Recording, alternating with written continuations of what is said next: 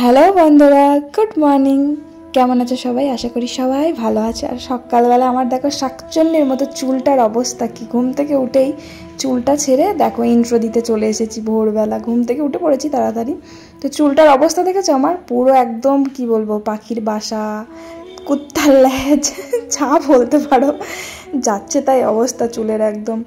তো চুলটা ভাবছি পুজোর সময় কেটে একদম ছোটো ছোটো করে ফেলবো। খুব একদম সরু ল্যাজের মতন হয়ে গেছে আর প্রচণ্ড পরিমাণে চুল পড়ে যাচ্ছে। তো তাই জন্য চুল কেটে ছোটো ছোটো করে ফেলবো। তো যাই হোক, এই যে সকালবেলা ঘুম থেকে উঠে আমার বাসন কোসনগুলো ধুয়ে নিচ্ছি। আর আমার দুই পুত্র ঘুমোচ্ছে আর আমি আমার ডিউটি করছি, যেটা রোজই করতে হয়। আর বড় ছেলের আজকেও স্কুল আছে, কিন্তু আমি যাব না, ওর বাবা বাড়িতে আছে, আজকে মাঠে যায়নি। তো ওর বাবাই দিয়ে আসবে। তো আমি আজকে সকাল সকালে ঘুম থেকে উঠে পড়েছি, দেরি করি না এখন, তাড়াতাড়ি ঘুম থেকে উঠে পড়ছি। আমি যা ঘুম কাতুরে, ওই আমার বড় ছেলের মতোই, মানে সকাল সকাল ঘুম থেকে উঠতে পারি না, বড্ড কষ্ট হয় সকাল সকাল ঘুম থেকে উঠতে। তবু সকাল সকাল যদি ঘুম থেকে উঠে পড়ি, কাজগুলো গুছিয়ে নিতে পারি, কিন্তু মানে সকালের কাজটা আর কি তাড়াতাড়ি, এই যে উপরের যে কাজটা সেটা আমার তাড়াতাড়ি হয়ে যায়, কিন্তু নিচে গেলে আমি আর উপরে আসতে পারি না তাড়াতাড়ি, কখনোই পারি না। যত তাড়াতাড়ি রান্না বসাই তাহলে একটা একটা করে এক্সট্রার পদ আমায় ধরিয়ে দেয়, ব্যাস রান্না করতে করতে আমার বেলা একটা, ব্যাস। তো সেই জন্য আমার মানে কি বলবো, একঘেয়ে হয়ে গেছে জীবনটা, আর ভালো লাগে না। মনে হয় একটু ঘুমাতে পারলেই ভালো হয়, যেহেতু দুপুরবেলা ঘুমানোর সময়ই পাই না। মানে এত বিরক্তিকর বোধ হয় না ভিডিও এডিট করতে করতে, মানে মাঝে মাঝে ভাবি যে দূর ভিডিওই করবো না। আর মাঝে মাঝে খুব ঘুমোতে ইচ্ছা করে, খুব ঘুমোতে ইচ্ছা করে আমার, কি বলবো। কারণ রাত্রেবেলা তো ঘুমোতে ঘুমোতে প্রায় 11টা সাড়ে 11টা বেজে যায়। আর যখন রাত্রেবেলা শুই না, তখন তো কোনো মানে কাজ থাকে না, চিন্তা থাকে না, ভাবনা থাকে না, তখন আর ঘুম আসবে না কিছুতেই। কিন্তু ঘুমটা আসে আমার দুপুরবেলা, যখন আমার কাজ থাকে, তখন ওই যে এডিট করতে হবে, ভয়েস দিতে হবে, একটা চাপ থাকে, তখন আমার ঘুমটা প্রচণ্ড আসে। তখন ঘুম ঘুম চোখে না এডিট করতেও মন চায় না। তখন মনে হয় ঘুমটা কাটানোর জন্য একটা ভিডিও দেখি, একটা কিছু দেখি, ওই দেখতে দেখতেই না মানে আমার সময়টা কিভাবে পার হয়ে যায়। কিন্তু মানে কাজের কাজ আর হয় না, ঘুমটাও হয় না, আবার ঠিকমতো ভিডিওটাও এডিট করতে পারি না, এত ঘুম ঘুম পায়। যখনই আমি ভিডিওটা এডিট করতে বসবো, তখনই আরও বেশি বেশি করে হাই উঠবে আর কি। আমার সব থেকে ভালো হয়, ধরো আজকে ব্লগটা বানালাম, আজকের ব্লগটা আমি যদি রাত্রেবেলা এডিট করে রেখে দিই, তাহলে পরের দিনকে আপলোড করতে কোনো অসুবিধা হয় না। কিন্তু রাত্রেবেলা এডিট করতে করতে আমার আর ধৈর্য থাকে না। এমনিই আমার গুবলুসন আমাকে ছাড়া ঘুমোয় না, তারপরে আবার যদি রাত্রেবেলা আমি এডিট করতে বসি, তাহলে আমি ঘুমোবো কটায়? একটার সময়। এই জন্য রাত্রেবেলা আমার মানে ধৈর্য থাকে না। কয়েকদিন থেকে করছিলাম, যখন গুবলুসোনা ছোটো ছিল একটু, তখন কিন্তু রাত্রেবেলা এডিট করে ভয়েস দিয়ে ঘুমোতাম আমি। কেমন যেন রাত জাগতে আমার মোটেই ভালো লাগে না। দিনের বেলা ঠিক আছে ঘুমালাম না, কিন্তু রাতটুকু যেন শান্তি করে ঘুমোতে পাই, সেই জন্য রাত্রেবেলা আমি আর এডিট করি না। ধরো আজকের ব্লগ তো আমি আজকে এডিট করি না, পরের দিন এডিট করি দুপুরবেলা শুয়ে দিয়ে, বিকেলবেলাটা ভয়েস দিই, সন্ধ্যাবেলা আপলোড করি। প্রবলেম কিছু হয় না আমার, যেহেতু বিকেলবেলা আমার কোনো কাজ থাকে না, বিকেলবেলা আমি বসে থাকি, তো সেই জন্য। আর দুপুরবেলা তো শুয়ে বসেই কাটিয়ে দিই, ভিডিওটা এডিট করতে থাকি। অনেক বড় ভিডিও হয়ে গেলে সেদিনকে আর ধৈর্য থাকে না, যেদিন দেখি খুব ছোট আছে সেদিনকে ভিডিও এডিট করতে এনার্জি থাকে, কারণ ছোট ভিডিও এক্ষুনি এডিট করা হয়ে যাবে, এইভাবে একটা তাড়াতাড়ি করে করা হয়ে যায়। যেদিন দেখি 1.5 ঘন্টা হয়ে গেছে, 1 ঘন্টারও বেশি হয়ে গেছে, ও জাস্ট কি বলবো, মাথা ঘুরে যায় আমার, সেদিনকার ভিডিও এডিট করতেই মন চায় না, খুব দেরি হয়ে যায়। তো যাই হোক, তারপরে যে কাজ কমপ্লিট করে নিচ্ছি, বাসনগুলো ধুয়ে নিলাম, ঘরের আলনাটা পরিষ্কার করলাম, আর এই যে ঘরগুলো ঝাড় দিয়ে নিচ্ছি। আর সামনেই পুজো আসছে, এখনও সামনে বলছি ঠিকই, কিন্তু এখন অনেক দেরি আছে। তো যাই হোক, আমাদের পুজোর আগে না ঘর ঝাড়তে হয়, সমস্ত ঘর ঝেড়ে পোছাই করে একদম পুরো পরিষ্কার করে রাখতে হয়। তাও আবার মহালয়ার আগে, মানে মহালয়ার পর কিন্তু ঘরটা ঝাড়তে নেই। বাইরে বারান্দাগুলো ঝাড়তে আছে, যেমনি বারান্দাটা ঝাড়তে পারবো, কিন্তু মহালয়ার আগের মধ্যে ঘরগুলো সব ঝেড়ে ফেলতে হয়। তো যদিও দেরি আছে এখনও, কিন্তু সেই সব ঝাড়াঝুড়ি বাপরে বাপ, সেই সব মানে কি বলবো, প্রচুর ঝামেলা। এই ঝুল ঝাড়ো, দেওয়ালগুলো মুছো, প্রচুর খাটনি। আমাদের বাড়িতে প্রচুর ঝুল হয়, প্রচুর প্রচুর, কি বলবো, আমাদের বাড়িতে যত রাজ্যের মাকড়সা হ্যান ত্যান সব আছে। সারাদিন যদি আমি ঘর পরিষ্কার করতে থাকি না, ঘর পরিষ্কার আর শেষ হয় না, মানে যত করবো ততই আর কি ভালো। আমার আর ভালো লাগে না ঘর দূরেই পরিষ্কার করে রাখতে। অনেকে বলে যে তোমার কাজ ভালো না, তোমার কাজ ভালো না, তোমার কাজ খুবই নোংরা। আর পারি না গো, এতটাই বিরক্ত হয়ে যায় আমি পরিষ্কার করতে করতে। আমার এই যে এখনই পরিষ্কার করলাম, আমার ছেলেপিলে এসে আবার নোংরা করে দেবে, কত করবো আমি? সারাদিন ধরে পরিষ্কার করতেই থাকবো? মানে শরীর বলে তো আছে একটা কিছু নাকি, মানুষের ধৈর্য বলে তো একটা কিছু আছে নাকি? সব সময় সারাদিন যদি আমি ঘর পরিষ্কার করতে করতে থাকি, হাত পা ধুতে থাকি, তাহলে তো আমি নিজেই মরে যাব কোন দিন। এমনিতেও বিয়ের আগে মায়ের কাছে কাজ করেছি, কখনো আমি সেই কি বলে না পাপা কি পারি বলে না সবাই, তো সেরকম টাইপের কখনোই ছিলাম না।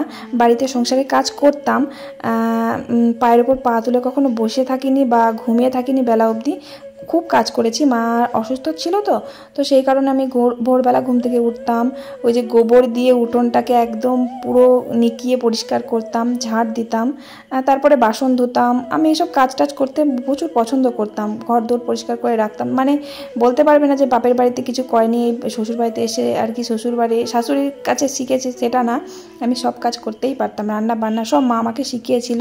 তো যাই হোক, আমার মানে যতটা পারি, যতটা আমার ক্ষমতা সেটুকু করি, তার থেকে আর বেশি করতে পারবো না, যতটুকু পারবো ততটুকুই করব। আর সব থেকে বড় কথা, মানে একটা আগ্রহ ছিল আমার, রান্নার দিকে খুব একটা নেশা ছিল যে আমি রান্না শিখবো। আমার খুব ইচ্ছা যে রান্না করে সবাইকে খাওয়াবো আর সবাই বলবে বাহ বাহ খুব ভালো হয়েছে।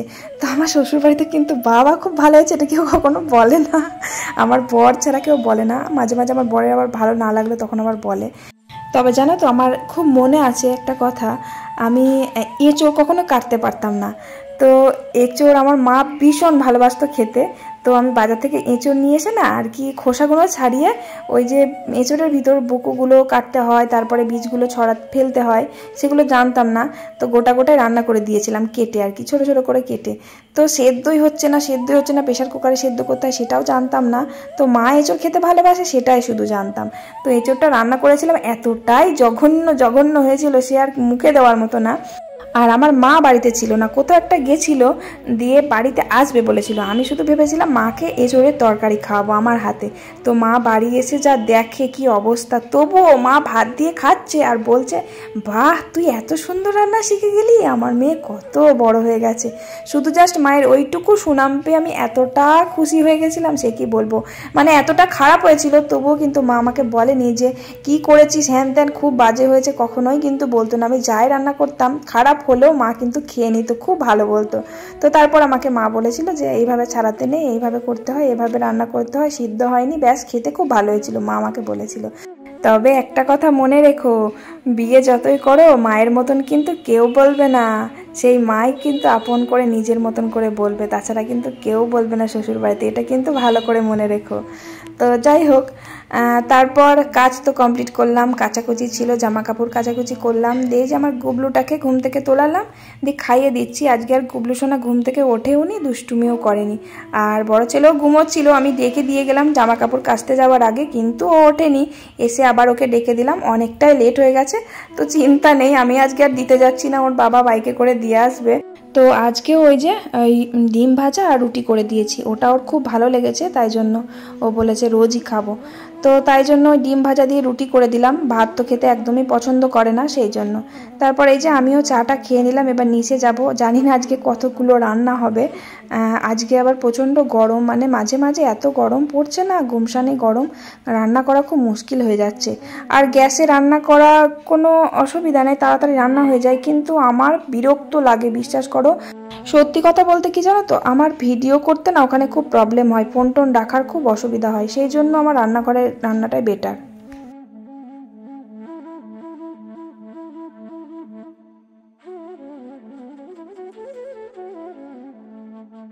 তো তারপর চাটা খেয়ে নিচে এলাম, দিয়ে রান্নাঘরে যে মা চালটা ধুয়ে দিয়েছে আর কি সবে, আর আমি এসে এই যে আলু সিদ্ধ দিয়ে দিলাম।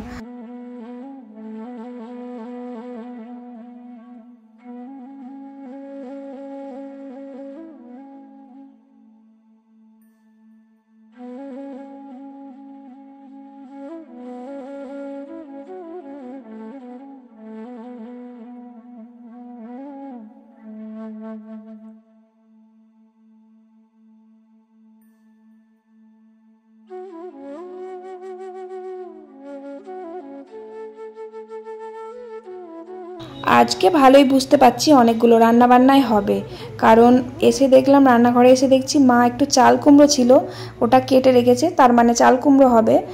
আর আলু দিয়ে উচ্ছে দিয়ে চচ্চড়ি করতে হবে। তো এই যে উচ্ছেগুলো কেটে নিলাম, আলু উচ্ছে চচ্চড়িটা আমারও ভালো লাগে খেতে, কিন্তু এর মধ্যে একটু ডাঁটা তারপরে বেগুন দিলে খেতে ভালো লাগে। তো বাড়িতে সবজি বলতে বেগুন তারপরে এটা ওটা কিছু নেই, শুধুমাত্র ঝিঙে আছে। তাই ওই ঝিঙেটা দিয়েই আজকে উচ্ছেটা চচ্চড়ি করব। ভালো লাগে খেতে আমার, জানো তো, বেশ একটু শুকনো শুকনো করে করলে বেশ ভালো লাগে। আর একটু যদি ভালো বড়ি হয়, বড়ি ভাজা দিলে আরও বেশি ভালো লাগে। কিন্তু যে বড়িগুলো ঘরে আছে ওগুলো একদমই ভালো না। ওই তরকারিতে সেদিন দিয়েছিলাম, ভালোই লাগছিল না। বাজারের কেনা বড়ি কিন্তু একটুও ভালো না। আমরা বাড়িতে বড়ি দিই, কত সুন্দর খেতে হয়। আর বড়িগুলো খুবই ভারী, মনে হয় যেন চালের গুঁড়ি মেশানো আছে, একটুও ভালো লাগছে না খেতে। তাই জন্য ভাবছি থাক, চচ্চড়িটার বড়ি দিয়ে কাজ নেই, তাহলে চচ্চড়িটার স্বাদই নষ্ট হয়ে যাবে। তো তারপর জল খাবার খাওয়ার জন্য আবার দুটো পটলও মা ভাজতে বলল। তাই এই যে দেখো পটল ভাজছি, কারণ আমাদের জানোই তো জলখাবারে না বেসনের বড়া তা না হলে একটা কিছু আর কি ভাজাভুজি করি জলখাবার খাওয়ার জন্য, কারণ আমরা তো জলখাবারে সবাই ভাত খাই, আলু সিদ্ধ ভাত খাই, তো তাই সাথে একটা কিছু তরকারি বা ভাজাভুজি হলে বেশ ভালো লাগে। সেই জন্য আর কি ওই বড়া ভাজা, তারপরে এটা ওটা ভাজা, পটল ভাজা, বেগুন ভাজা করতে থাকি। তো পটলটা ভেজে নিলাম, আর উচ্ছেটা আগে ভেজে নিচ্ছি, উচ্ছে চচ্চড়িটা রান্না করব তো। আর ভাতটা হতে হতে না প্রায় 9:45 বেজে গেছে। তো আমার গুবলু সোনাকে না ওই 10টার সময় না খাওয়ালে ওর খিদে পেয়ে যায়। তো তার জন্য আমার কাকিমা, মানে আমার কাকি শাশুড়ি আর কি, আমাদের উঠোনেই তো একই উঠোন, সামনে কাকিমা বকছে আমাকে যে ছেলেটাকে খাওয়াও গা, তরকারি তো রান্না করতে থাকলে তুমি তো আর উঠতেই চাও না।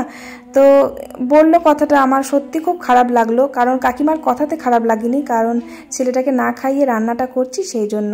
কেন বলো তো করছি, তোমাদের বলি শোনো। মানে সব কিছু না ভেবে চিনতে বুঝে আমাকে কাজ করতে হয়। এই যে দেখো কতগুলো করে আমাকে রান্না করতে হয়, না করে দিলেই কিন্তু রাগ হয়ে যাবে সবার একটা করে এক একটা রকমের এসে আর কি বলবে এটা রান্না করো। যদি এখন রান্না না করে দিই না, রাগ হয়ে যাবে। তো এবার রান্নাটা ফেলে রেখে, মানে কড়াইটা নামিয়ে রেখে ছেলেটাকে আমি খাওয়াতে যেতেই পারি, এটা মাঝে সাঝেই করি, কারণ টাইম হয়ে গেলে ছেলেকে না খাই রান্না তো আমি করবো না, তাই না? তো এবার কি বলো তো, এবার দেখো এই যে চাল কুমড়ো হবে, তারপরে উচ্ছে চচ্চড়ি, পটল ভাজা, এখনও অনেক কিছু রান্না হবে। তোমরা দেখো আমি কত কি রান্না করি। তো দেখো কড়াইটা যদি নামিয়ে রেখে ছেলেটাকে আমি খাওয়াতে যাই, তাহলে আমার উনুনটা কামাই যাবে, আর রান্না করতে আমার প্রচুর বেলা হয়ে যাবে। আর সবাই কি ভাবে জানো, যে আমি রান্না বান্না কমপ্লিট করে উপরে গিয়ে পায়ের উপর পা তুলে বসে থাকি, কিন্তু আমার উপরে এসে যে কত কাজ থাকে, কি করি সেটা তো আর কেউ বোঝে না, না? তো আমি চেষ্টা করি সব দিক একভাবে ভালোভাবে যাতে সামলাতে পারি। এই যে পটলটা ভাজলাম জলখাবার খাওয়ার মতো, তারপরে উচ্ছেটা ভেজে চচ্চড়িটা মানে উচ্ছের তরকারিটা বসিয়ে দিয়ে ছেলেটাকে যদি খাওয়াতে যাই, তাহলে ওকে খাওয়াতে খাওয়াতে তরকারিটা হয়ে যাবে, আমি এসে চট করে নামিয়ে দিতে পারবো। আর রান্না কিন্তু সেই আমাকেই করতে হবে, কেউ এসে হাত লাগাবে না। তার জন্য আমি আমার মতন আর কি নিজে আর কি সুবিধা মতন কাজ করি, যাতে আমার কাজটা তাড়াতাড়ি হয়ে যেতে পারে। মানে একটা ওই যে রুটিন বলে না, একটা টাইম মতন টাইম না করলে না, যদি বে রুটিন হয়ে যায়, মানে বে টাইম বা অ টাইম হয়ে যায়, তাহলে আমি মুশকিলে পড়ে যাই, আমার এতটাই দেরি হয়ে যায়, আমার বিরক্ত লেগে যায়। তো উচ্ছে চচ্চড়িটা বসিয়ে দিলাম, দিয়ে তারপরে ছেলেটাকে খাওয়ালাম। খাইয়ে দিয়ে বলতে খুব খিদে পায় না, কারণ ওকে দেরি করে ঘুম থেকে উঠেছে আজকে, ওই তো 8:30টার সময় উঠেছে। 8:30 একটু বেশি করে দুধ খাইয়েছি, বিস্কিট খাইয়েছি, কিন্তু আমি আমার মতন করে কাজ করি। ছেলেটাকে আমি কতটা খাওয়ালাম, কোন টাইমে খাওয়াতে হবে সেটা তো আমি জানি, তাই না বলো? আমি তো মা, আমি তো বুঝবো কখন খাওয়াতে হবে ছেলেটাকে। সবাই সবার মতন ভালোটা বলে ঠিকই, আমি রাগ করি না, রাগ করার মতন কথা কেউই বলে না যে রাগ করব। তো আমি আমার মতন করে আমার সুবিধা মতন আর কি কাজটা করি, যাতে আমার ছেলেটাও কষ্ট না পায় আর আমার কাজটাও যাতে তাড়াতাড়ি হয়ে যায়। তো যাই হোক, তারপর ছেলেটাকে তো খাইয়ে দাইয়ে রান্নাঘরে এলাম, চাল কুমড়োটা রান্না করলাম। চাল কুমড়োটা আদা জিরে দিয়ে বসিয়ে দিয়েছিলাম, দিয়ে তারপরে লাস্টে ফোড়ন দিলাম একটু শুকনো লঙ্কা, তেজপাতা, 5 ফোড়ন আর কলাইয়ের ডাল ভাজা দিলাম, তাহলে চাল কুমড়ো একটু খেতে ভালো লাগে। তারপরে চাল কুমড়োটা রান্না করার পর বাবা দেখছি আমাদের ওই যে বাড়ির পিছনে যে জায়গাটা আছে, যেখানে যে এই ঘেটকুল পাতাগুলো হয়, সেই পাতাগুলো তুলে নিয়ে এসে বাবা আমাকে বলছে যে এটা আমাকে রান্না করে দাও। 4-5টা খুবই অল্প, বাবার খুব ভালো লাগে তো খেতে, এটা দিয়ে ভাত খেয়ে নিতে পারে। তাহলে বলো, বাবা বড় মুখ করে এসে আমাকে দিচ্ছে পাতাগুলো, তাহলে আমি রান্না করে দেবো না? তাই কি আর করবো, ওই যে পাতাগুলো ভাপিয়ে জলটা ফেলে দিয়ে রসুন, কালো জিরে, লঙ্কা দিয়ে বেটে পাতা বাটাটা আর কি করে দিলাম, যাতে বাবা ভালো করে ভাতটা খেতে পারে। তো তারপর কলাইয়ের ডাল হবে, কলাইয়ের ডালটা প্রেশার কুকারেই সিদ্ধ করতে দিয়েছিল মা, কলাইয়ের ডালটা সাঁতটে নিলাম। আর কলাইয়ের ডালে জানো তো আমি কি মশলা দিই? কলাইয়ের ডালে যখন নামানোর সময়, নামানোর কিছুক্ষণ আগে আর কি, একটু আদা বাটা, মৌরি বাটা, একটা কাঁচা লঙ্কা আর তেজপাতা বাটা। তেজপাতা কিন্তু বেটে দিলে কলাইয়ের ডালে দারুণ খুব সুন্দর একটা সুগন্ধ বার হয়, গন্ধটা খুব ভালো লাগে খেতে, কলাইয়ের ডালটার টেস্টও হয়। তো যাই হোক, ওই মশলাটা দিয়ে ডালটা আর কি নামিয়ে দিতে হয়, তখন আর ফোটাতে নেই, তাহলে গন্ধটা বার হবে না। মশলাটা দেওয়ার সাথে সাথেই নামিয়ে দিতে হয় একটু নাড়াচাড়া করে। তো যাই হোক, তারপর কলাইয়ের ডালটা করলাম, দিয়ে তারপরে যে ডিমও কিন্তু আজকে রান্না হবে। একটু পেঁপে আর আলু দিয়ে ডিমটা একটু মাখা মাখা করে তরকারি করব, কারণ কলাইয়ের ডালটা আবার আমার বর খাবে না, তাহলে ও ভাত খাবে কি দিয়ে? চাল কুমড়োটাও খাবে না, পাতা বাটাটাও খাবে না, পাতা বাটা হবে না কারণ খুবই অল্প বাবার মতন হবে। আর আমার বড় ছেলে তাহলে কি দিয়ে খাবে? আমার ছোটো সোনা তাহলে কি দিয়ে খাবে? আজকে মাছ নেই, তো ওরা তো আর উচ্ছে তরকারিও খাবে না, চাল কুমড়োও খাবে না, ওই পাতা বাটাও খাবে না, আর পটল ভাজাও খাবে না, কলাইয়ের ডালও পছন্দ করে না। তাহলে সেই জন্য ডিমটা আমাকে রান্না করতে হলো, আর সবার জন্যই ডিমটা রান্না করেছি। ডিমটা আলু পেঁপে দিয়ে একটু ঝোল করলাম। ওই ডিম দিয়ে আমার বড় ছেলে অন্তত ভাত তো খেয়ে নিতে পারবে, আর আমার গুবলু সোনাও ডিম খেতে পছন্দ করে, ওকে ডাল দিয়ে ডিম দিয়ে ভাতটা খাওয়াতে পারবো। তো সবার পছন্দের মতো রান্না করলাম, আমার ছেলে দুটোর পছন্দের মতো রান্না করব না? এতগুলো রান্না করলাম আর আমি আমার ছেলের জন্য একটা ভালো কিছু রান্না করতে পারবো না, সেই জন্য আমি ডিমগুলো রান্না করলাম। আমার শ্বশুর বাড়িতে এরকমই, জানো তো, আমাদের বাড়িতে এক তরকারি ভাত খুব খুব কম হয়। আমার যখন প্রথম বিয়ে হয়েছিল তখন তো আরও বেশি রান্না করতাম, মানে এই যে তরকারিগুলো দেখলে আজকে ক রকমের করলাম, পটল ভাজা, উচ্ছের তরকারি, কলাইয়ের ডাল, ডিমের তরকারি, আর কি চাল কুমড়ো আর পাতা বাটা, তাহলে 6 রকমের রান্না করলাম আজকে। আগে 7, 8, 12, 13 রকমের রান্না হতো, মানে এত কিছু রান্না করতাম তবুও মানে মন ভরতো না, সবাই মানে আরও বেশি হলে আর কি ভালো হতো। আর ছোটোবেলা থেকে আমার একটা রান্নার ঝোঁক ছিল, তোমাদের তো বললাম যে রান্না করতে আমি ভীষণ ভালোবাসি, কিন্তু আমার শ্বশুরবাড়িতে এসে রান্না করার যে ঝোঁক, যে একটা মানে নেশা, সেই নেশাটা আস্তে আস্তে যেন কেটে যাচ্ছে, মানে আমার ইচ্ছাই করে না রান্না বান্না করতে, মানে অনেকগুলো করে রান্না করি তো তাই জন্য ইচ্ছাটা যেন মরে যাচ্ছে রান্না করার।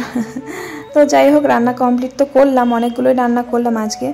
আর যতগুলোই রান্না করি না কেন, উনুনে রান্না করেছি বলে রান্নাগুলো একটু তাড়াতাড়ি হয়ে যায়, জানো তো। গ্যাসে রান্না করতে গেলে আর মানে হতোই না, গ্যাসে প্রচুর দেরি হয় রান্না কমপ্লিট করতে, কারণ গ্যাসের তাপ যতটা বাড়ানোর ততটাই বাড়াতে পারবে, তার থেকে তো আর বেশি বাড়াতে পারবে না না। আর উনুনে রান্না করলে আমি যত তেলে জাল দেবো তত তাড়াতাড়ি জ্বলবে আর কি, তত তাড়াতাড়ি রান্না কমপ্লিট হয়ে যাবে, সেই জন্য উনুনে রান্না করতে আমার ভালো লাগে। আর গ্যাসে রান্না করলে কড়াইটা এত পড়ে মানে কি বলবো, মাজা খুব মুশকিল হয়ে যায়, তেলগুলো গড়িয়ে পড়ে। তো আর একজন কমেন্ট করেছিল, তুমি গ্যাসে রান্না করছো অথচ কড়াইয়ে মাটি কেন দিচ্ছ? কড়াই মাটি দিয়ে কি আর এমনি আমাদের যা রান্না হয়, মানে কড়াই থেকে তেল গড়িয়ে পড়লে না একদম কড়াই মাজা যায় না, খুব কষ্টকর কড়াই মাজা। আজকে মোটামুটি অনেকগুলো রান্নাই হলো।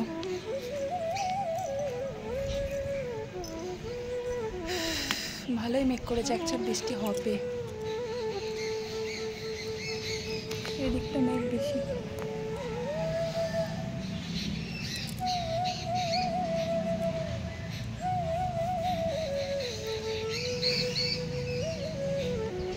না নিচে যাই, খাওয়াই গেছে ছেলেটাকে।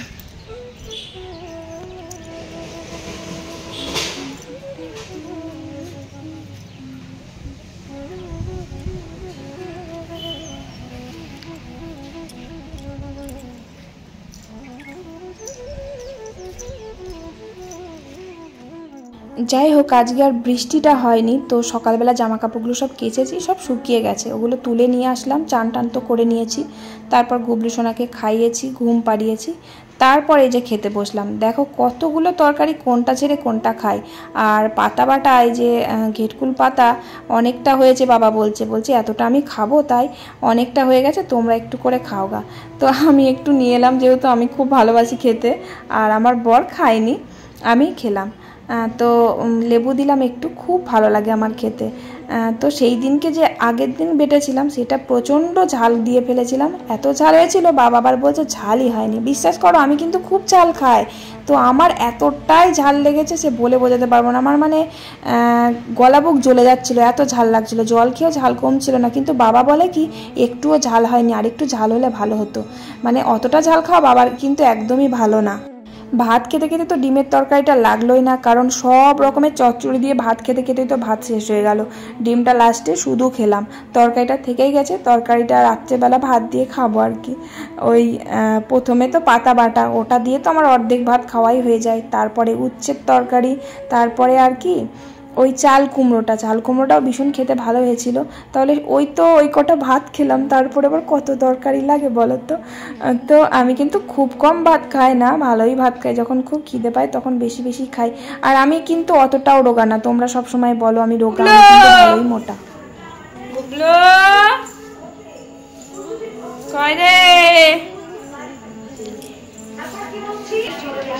কয় রে চলো।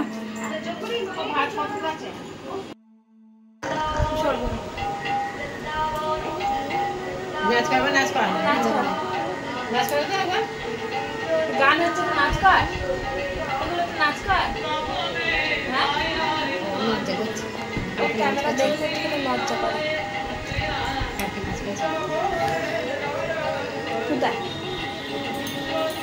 এবার একটু নাচটা একটু নেচে দেখি দাও, একটু নেচে দেখি দাও, সবাই দেখো, সবাই দেখো, নেচে দেখি দাও, একটু নেচে দেখি দাও। ধর একটা জিনিস দেবো, বেড়াতে নিয়ে যাবো, একটু নেচে দেখি দাও, একটু নেচে দেখি দাও।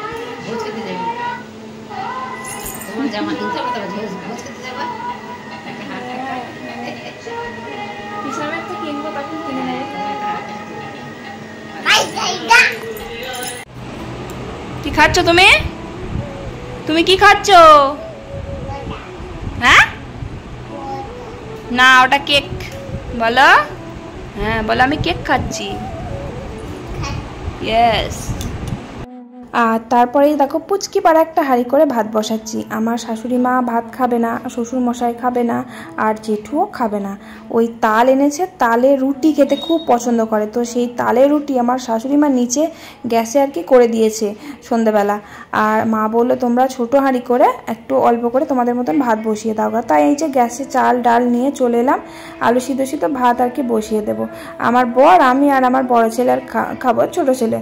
তো তারপর ভাত তো বসিয়ে দিলাম। আর সারাদিন এই যে এত কাজের চাপ ছিল যে চুলটা আঁচড়ানোরও সময় পাইনি, মানে চুলে যা জট পেকে থাকে। আজকে একটু শ্যাম্পু করেছিলাম চুলে, তো চুলটা তো ছাড়াতে হবে, চুল ছাড়ানোই হয়নি।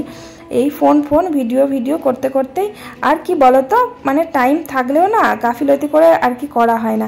ফোন নিয়েই বসে থাকি আর কি সবটা সময়, যেটুকু টাইম আর কি ভিডিও এডিট করি। তারপরে সারাটা দিনই আমার হাতে ফোন থাকে, ভিডিও এডিট করি। তা না হলে ফাঁক পেলে আর কি ভিডিও রিলস দেখি, আমার খুব ভালো লাগে রিলসগুলো দেখতে। তো যাই হোক, তারপরে চুলটা আঁচড়ালাম, দিয়ে এই যে চুলটাকে তুলে বাঁধলাম। আমার না বিনুনি করতে একদমই ভালো লাগে না, মানে কি বলবো, ঘাড়ের ওপর চুল পড়লে আমার অসহ্যকর লাগে। আর একটা বোন কমেন্ট করেই যায় যে দিদিভাই আমার নামটা নিয়ে, আমি শুধু ভুলেই যাই গো। তো রূপা কমেন্ট করার জন্য থ্যাংক ইউ সো মাচ। তারপরে এই যে গরম গরম ভাত গুবলু সোনাকে খাইয়ে দিচ্ছি, তারপরে আমরাও খেয়ে নেব। আর চলো আজকের ভিডিও এখানেই খতম করি। সবাইকে